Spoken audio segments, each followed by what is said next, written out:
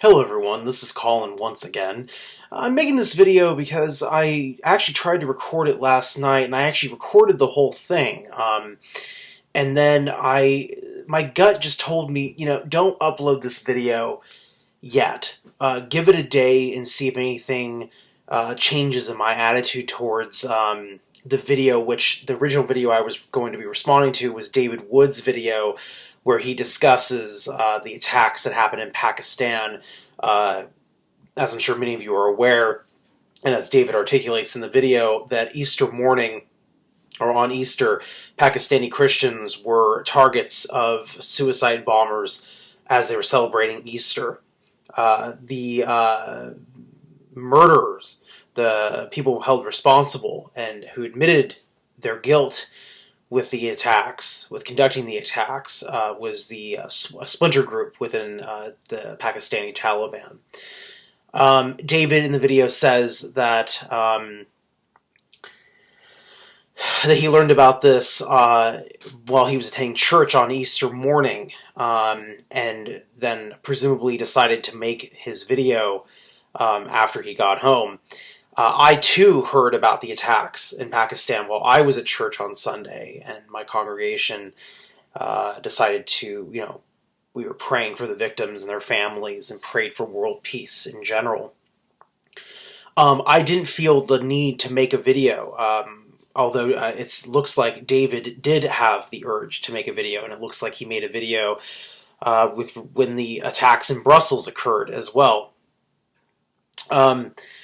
So there seems to be a pattern where David feels inspired to make videos trying to get at the root cause of certain terrorist attacks, as he's done in his most recent video. Now, I originally made the video response, and in it I, first and foremost, did not want to appear to be an apologist for Islam. But I found myself really disagreeing with a number with David's methodology, with David Wood's methodology. He likened Islam, at least in an analogy, to smoking a carton of cigarettes, a pack of cigarettes. That there's a warning label by the U.S. Surgeon General saying that if you smoke cigarettes, it increases your risk of lung cancer. Or at least it says you can get cancer from smoking cigarettes. And David was paralleling this by saying, well, what if you know friends that smoke and they don't get cancer? Similarly, he mocked politicians and news media folks who make an argument that how could Islam teach violence or jihad or violent jihad, suicide bombing and terrorism, the persecution of minorities, when they know personally Muslims who don't believe any of that, and so how does Islam equal these things? He said that he felt the argument was forged in the fires of Mount Stupid, and decided to mention why he feels that this argument is not a good one. In my research on this topic, I found myself really, again, struggling with what the point of the video really was. Was the point of the video to say that Islam as a religion, if you believe in it, it increases your risk of being violent? Or does it mean that if you believe in Islam, you're more likely to want to persecute minorities? Does it mean that if you believe in Islam that you will be more violent, that you will want to conduct acts of terror against unbelievers? Did he mean all of those things? Perhaps he did, but he certainly made it clear that he wasn't saying that Muslims are violent, or that shouldn't be the question. The question should be, what does Islam teach? And if you believe in these things, or if you accept Islam as a religion, will that increase your risk of being capable of doing some of these acts or adopting some of these violent ideological concepts? I found myself really, and he cites a number of polls, and I found myself really questioning his methodology at this point, because if anyone, and I realize that, let me grab my charger here. I realize that at some point, I'm sure I will be accused of complicating the matter. That I am simply trying to create smoke and mirrors because by complicating this topic or any topic regarding any religion, specifically Islam, by now asking the following question: what do we mean when we say Islam? What are we actually talking about? Now, some people may say, oh, come on now, you know what David Wood was talking about. I honestly don't know. I don't. When he says Islam, what is he talking about? Which Islam? Because while I understand that there are fundamentalists out there who think that it's my way or the highway, I honestly don't know which Islam he's referring to. What is he even talking about? What is David Wood talking about? And he tries to separate what he says is the authentic sources. And right there I want to just say authentic to who? Who makes these decisions? Now, I realize that some people might be sitting here rolling their eyes going, oh, come on, Islam, the holy book of Islam is the Quran, the Hadiths are considered authentic. Sure, I'll grant you that, but how one is to read these texts, how it's to be applied, scrutinized, interpreted, historically assessed, all of these things are up to debate within Islam and outside of Islam, amongst Muslims themselves and non-Muslims. But one thing that David Wood tries to say is he tries to separate Islam's apparent authoritative texts, presumably the Quran and the Hadith, and he tries to separate that from what Muslims are going to say. Now, in the video, and I don't believe that David Wood is not intentional with his words, that David Wood in the video says, your Muslim friends can never be the authoritative source for Islam. Well, if my Muslim friends can't be authoritative sources for Islam, and I am just to pick up the Quran and the Hadith on its own, as is my other option, then my question, in all seriousness, is that if I just do that, if I just pick up the Quran and the Hadith, and I just read it, am I going to be reading something that's going to tell me that this is a terrorism manual, that that things that ISIS does and has done, and that suicide bombers, what happened in Pakistan, what happened in Brussels, is this actually inspired by the text itself? That's a question that I want to ask. Because as we know what happened, and I've been seeing this in the news clips that I've been watching and reading, the emphasis is that the suicide bomber in Pakistan targeted Pakistani Christian women and children. And taking a survey of the Hadith in particular, there are many Hadiths in Sahih Bukhari, Sahih Muslim, the Muwatta of Imam Malik, that quote either Muhammad, or in the Muwatta of Imam Malik's case, one hadith that quotes the Caliph Abu Bakr, which clearly stipulates that what the rules of conduct are when it comes to war. Violent fighting. Who is allowed to be attacked and who is not. And multiple times the hadiths quote Muhammad as either forbidding or discouraging the killing of women and children, multiple times. In the Muwatta of Imam Malik, Caliph Abu Bakr is saying these are the people you should not harm, and it's listed as, essentially you're reading civilians. Don't destroy livestock. Don't kill livestock. Don't destroy city dwellings. Don't et cetera, et cetera. So we're getting a picture now of what the rules of war are in Islam. And I just don't. I want people who are watching this to really think about this. Are you really going to get injunctions for suicide, permission for suicide bombing when you read the Islamic sources? If we just read them, this is again not bothering to think about commentary, historical context, scholarship, the tradition of scholarship that exists in Islam. Let's just put all that aside for a moment. And just what does the text say for itself? Now, certainly, we are going to find problematic verses in the Quran. This is where I want to pause and say I am not intending on being an apologist for Islam in this video. And unlike the people that David Wood is mentioning as being in this ivory tower, they have not read the Islamic sources. I am an ex-Muslim. I have read the Islamic sources. I have read the Quran. I own the majority of the Hadith collections with the exception of Al-Nasai. I own many Hadith collections, multiple biographies of Muhammad.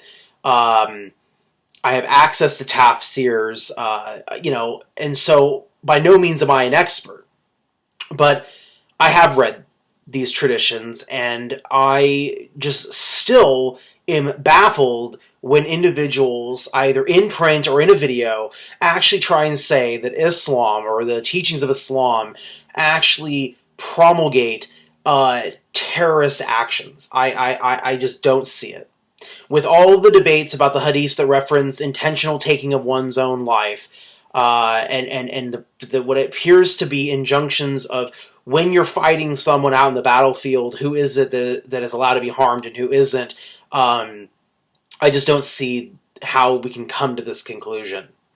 Having said that, I now want to shift focus away from David Wood for a moment and talk about some other people who have weighed in, not only on the Pakistani attacks that happened on Easter with the attacks in Pakistan, but Brussels as well. On my Twitter feed came up an article, which I'll link in the more info section, from the Huffington Post by Osama Saifi, who wrote, "The solution to stopping ISIS, look in the Quran." And this author of this blogger for the Huffington Post was responding to an article that was published in USA Today called "The Quran's Deadly Role in Inspiring Belgian Slaughter," written by Nabil Qureshi. Now, Nabil Qureshi and David Wood are good friends. They're colleagues, we might say. And I have quickly read through, or I should say quickly, I read both articles. Now, this is specifically on the attacks in Brussels. And Nabil Qureshi is essentially saying, look, if you read a literal interpretation of the Muslim texts, fueled by recruiters for violent jihad, you might get Muslims who feel like they need to go join ISIS, as an example. Now, I would agree with Nabil Qureshi's article overall. And I can't believe I'm saying this out loud in this video. But certainly, if you read a text literally, and you feel that the text is inspiring you to commit acts of violence, then you may have a theological reason for committing that violence. That is certainly, I believe, a fair argument to say, hey, this is probably problematic, that we've got literalist implication of the Quran, and I would argue of any text. I think if anyone is literally just cracking open a book, I mean, I have the Bible here. I don't have a copy of the Quran with me. If I were to crack this book open and just kind of breeze through and read, especially the verses in the Old Testament, and think to myself, wow, it seems like God really, really wants us as believers to go and commit heinous acts of violence. It seems that God actually kind of really is really sanctioning this type of stuff. And then if I get into my mind like, well, maybe I should go do that, then yes, I would say that would be problematic. Now, at this point, some people might say, well, no, because when you get to the New Testament, it's all good. And I would agree. By the time you get to the New Testament, it would be very hard-pressed to then be able to say to yourself, oh, well, should I do unto others that I have them do unto me, or should I go burn down their house or enslave their women and children? Oh, not sure which one now to go with. Obviously, Christians going to go with the New Testament. But how do we even know that? how is it? I mean, in all honesty, if I just handed the Bible to somebody and just said, here, just read this. And let's say this person knew nothing about Christianity, Christian tradition, didn't know anything about any of this stuff, and just started reading through it. I would love, and here's a thought experiment, I would love to know, by the time they were done reading this, what their impression would be of Christianity, of the Bible, of how does this apply in your daily life? What is this book actually trying to tell us to do on a regular day-to-day basis? Even if we took the New Testament out, I just handed them the Hebrew Bible. So now we've got, the prophets, the historical books, the Torah, the Psalms, the writings, etc. Even then, I would like to know. You read that, then what are your thoughts about living life with non-believers or minorities or what have you? But why is this important? I mean, why is it that Christians who are watching this video right now are probably thinking, yeah, but we're Christians, so we don't go to the Old Testament. We don't need to follow any of these laws, and we don't read the text of the Old Testament and think, oh, let me go sharpen my sword. Why? We don't do that. Exactly.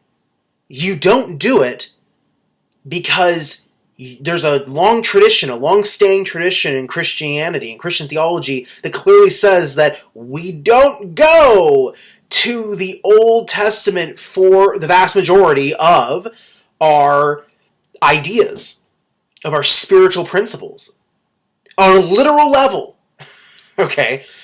We don't go there anymore. People haven't done that for a long time, except for, the extremist Christians who are militant. And of course, how would you learn that? You would learn that by reading Christian theologians, by talking to Christians, by getting a sense of the exegesis of the Bible, the interpretation of the Bible done throughout the centuries, the rich tradition in Judaism as well. That's how you would learn that believers in this text don't go to the book of Judges and think, I need to now go take out my enemies, right? It's also helpful, and I will say this, because I'm sure someone will bring it up, that, Matthew, beautifully, Jesus says many times, you've heard it said, well, I say unto you, okay? So Jesus is now giving his own injunctions in the text of the New Testament of how people should live, and that is the case. Again, I think that Christian interpreters have definitely driven this home very clearly, that Christians are to go for their moral principles in the New Testament and not do a literal application of the Old. But if I didn't tell a random reader about that, they would probably be very confused. Well, which part is, what contradiction? Interesting. Now, if you pick up the Quran starts with chapter Surah 1, ends with Surah 114. If you just handed someone the Quran, there would be contradictions, wouldn't there? We all know that. Anyone who has just sat down and read the Quran from cover to cover, and if you've done this more than once, you will see that, yes, there are certain injunctions that are given here, certain laws that are given here, edicts that are given here, and along the line of the text, we start running into the same theme, but maybe it's said differently, or we're told something else. What do we make of that? Well, if I just read the text for itself, and I don't ask Muslims what's the deal with this, and I don't go to any sort of interpretation. Now, I know that David Wood, again, I want to be very clear, I know that David Wood said, our Muslim friends are not the authoritative source of Islam, that it's the Quran and the Hadith. What he didn't mention, the sort of like nebulous void he mentioned, was the interpretive tradition. And I've called David Wood out on this before because when he cites the violent verses, we don't get any tafsir references, we don't go to any Muslim commentary, we don't consider what Muslim scholars might say about any of this stuff. He just quotes violent verses or violent hadiths, and that's the end of it. A very literal reading of the text. But when it comes to taqiyya or these other things, sure, let's unpack these verses, shall we? Let's do that. Let's find out what the commentator, as he likes to say, the most authoritative commentator on the Quran, Ibn Kathir, what does he have to say about these things? Okay? I dare I steal a page from the book of James White and say, why can't we be consistent? And whose decision is it just to go to the tafsir of Ibn Kathir? Why can't I go to the commentary done by Abdullah Yusuf Ali, Muhammad Assad?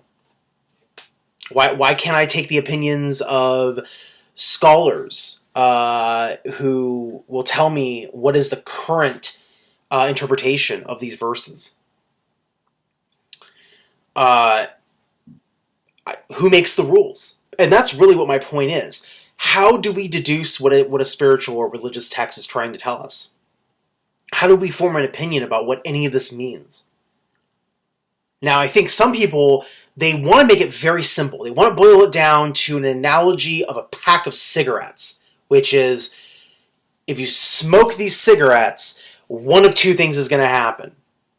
You're either going to get cancer or you're not. I think that's way too simplistic. I think applying this parallel to reading religious texts is utterly simplistic.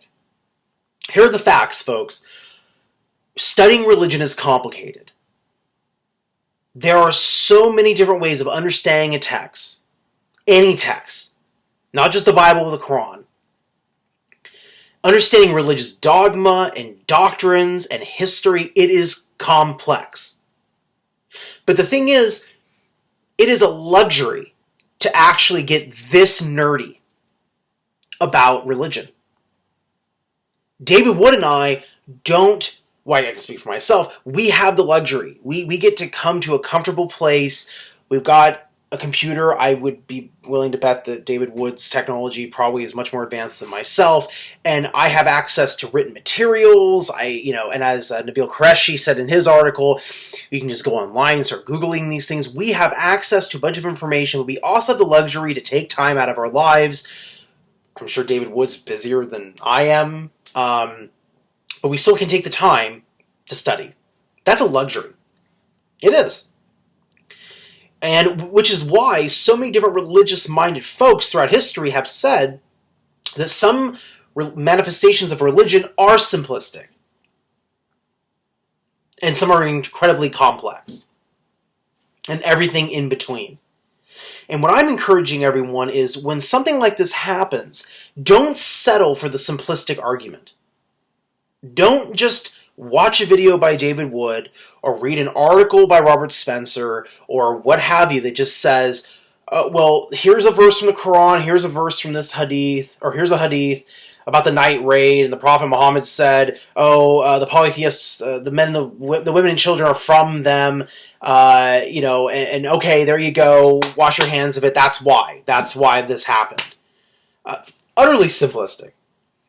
Ignoring the vast majority of hadiths, as I mentioned earlier. Now, when it comes to the theory of abrogation, again, that is a Muslim construct. Yes, there are verses in the Quran where Allah says that we might reveal something that is better than what was previously revealed. What does that mean? What does that mean? If I read that, just literally read that text, that could mean anything. And indeed, there are different interpretations about what those verses mean. Even if people were to arrive to a sophisticated theory about abrogation, do all the Muslim scholars agree about which verses were abrogated and when, and which ones cancel out which ones? No. There is no universal agreement on this. Why? Because now we have humans, we have people like you and me, who are interpreting the text to try to understand its meaning beyond the literal manifest text. That is what people are doing. That's what people have done since we've had religious texts. So I would encourage everyone to not settle for a simplistic argument that just throws up some verses, throws up some polls, some hadiths, and then just say, we got it, we got the answer. Now, before this video is over, and it sounds like I'm just mentioning Nabil Qureshi and David Wood, let me go back to the Huffington Post article, Saifi, because I did not agree with everything he said in his article, which I will post in the more info section. He quotes a number of different verses from the Quran that are very positive and seem very peaceful. And then he gets to Surah 9 and gives a historical context of Surah 9. And I agree. I agree with him that, sure, it's good to represent these other verses, right? Because they're a counterbalance to like what David Wood does on a regular basis, just throws up these other verses. But one thing I don't agree with this author is that while he does show these other verses, he doesn't try and wrestle with Surah 9 verse 29, Surah 9 verse 30. He does deal with the very beginning, the first 5 verses, or first 6 verses of Surah 9. But what about the other verses? And this is where I agree. I agree that if you're just going to read some of the text in the Quran literally, especially Surah, the middle part of Surah 9, or even the latter part, you're going to run into some problematic content unless you're willing to go the next step, which is go beyond the literal manifest text and start asking critical questions like when, where, who, how, and why. What has been the rich tradition of understanding these verses? What do modern day Muslims and Muslim scholarship say about these verses? These are all very important questions to ask. So I think everyone's heart's in the right place. At least I hope so. But really, what I want to end here with is this last thought, which is, I'm a Lord of the Rings nerd. And I actually laughed out loud when David Wood said that the argument about, oh, well, I know Muslims personally, so how, was forged in the fires of Mount Stupid. That's why my video is called They're Taking the Muslims to Isengard. Because I really feel like what's critical right now, because I think we all can agree that locally, globally, wherever you live, our world, global society is facing a lot of struggles. There is a lot of tragedy that's happening right now. There's a lot of destruction and a lot of death. And I want to be very clear that this video is not meant to be a smoke and mirrors trick to not acknowledge what happened in Pakistan on Easter. As I said, myself included, our congregation prayed for the victims of Pakistan and around the world who are faced with horrendous persecution and violence. Because David Wood invoked in a satirical way the Lord of the Rings, it made me think of the Lord of the Rings, though, because I do believe in the power of myth, the power of literature, because I do adopt more of a Joseph Campbell, Carl Jung perspective when it comes to understanding religion, which I recognize puts me in a minority when it comes to people who are sitting here on the internet. Because I take these things as meaning a psychological expression of mankind, of humankind, that it's metaphors for a mystery that's beyond our understanding. We can only hope to grasp it by using symbolism and metaphor. I thought of the Lord of the Rings, and I thought, look, okay, we know that Sauron is the enemy, is the one that is trying to divide the free peoples of Middle-earth. And the free peoples of Middle-earth, as many of you know, I hope you all know, if you haven't at least read the books, watched the films, the free peoples of Middle-earth are made up of many different types of people. You got elves, dwarves, hobbits, 5 wizards, and of course humans, amongst others. And they've had a rich history with each other. There have been moments where there have been conflicts between them, and moments where they've come together. But they've always managed to come together in the end. Sauron, the Dark Lord, represents ultimate division. And if you notice, what he tries to do by tempting, by deceiving, by corrupting, is causing the free peoples to divide amongst themselves. This is beautifully illustrated in the Fellowship of the Ring movie, but also in the book, during the Council of Elrond, when they're trying to decide what to do with the ring, and they start getting angry and agitated at each other, because even right there in the ring's presence, there is division and discord, and discord occurring amongst the free peoples. I think of Sauron, the Wise, of Isengard, the Tower of Orthanc, because Sauron represents someone who can see the problem, but he feels that he can fight it by using its own tactics against it. That is what he initially feels, that we can essentially deal with the darkness, with the enemy, by adopting the tactics of the enemy. Of course, what Saruman doesn't realize is that he becomes a puppet of that very darkness. Now, why do we bring this up? Because as a Swedenborgian, at the end of the day, what matters the most, spiritually, psychologically, what have you, is loving the divine with all your heart and being good to your neighbor. All talks of doctrine, dogma, theology, all of that is secondary in comparison to this core principle. It's how we treat ourselves and how we treat others. And this transcends dividing lines. And unfortunately, when I see someone like David Wood, who is boiling all of this down to such simplistic argumentation, and is trying to just say, look, this thing called Islam is the real problem. Warning, as he had the warning signs on the spine of the text, warning, this book causes what have you.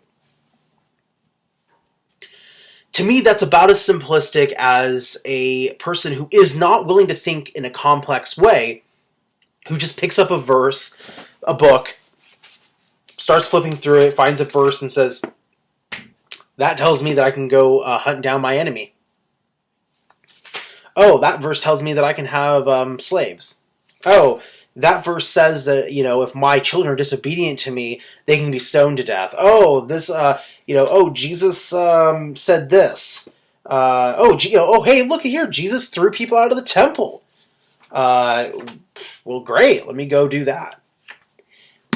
That is simplistic.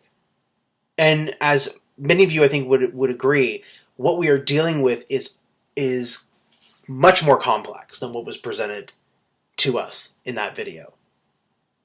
And so my hope, my sincere hope, is that we can avoid a Saruman scenario.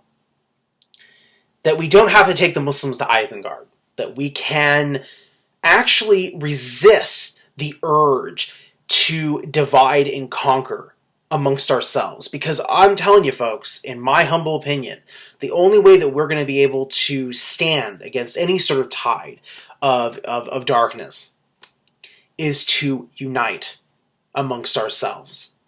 Yes. Are there problematic verses in all world scripture? Yes. Are there problematic interpretations, both modern and historical? Yes. But does that mean that that's it? Does that mean that in Islam and in Christianity and in Judaism there are not people who are just trying to worship God and be good to others? That is very true. That is what people are doing.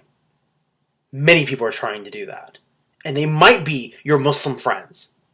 But that does not mean that that's not authoritative. That means that this is an expression of a religion that's been around for a long time.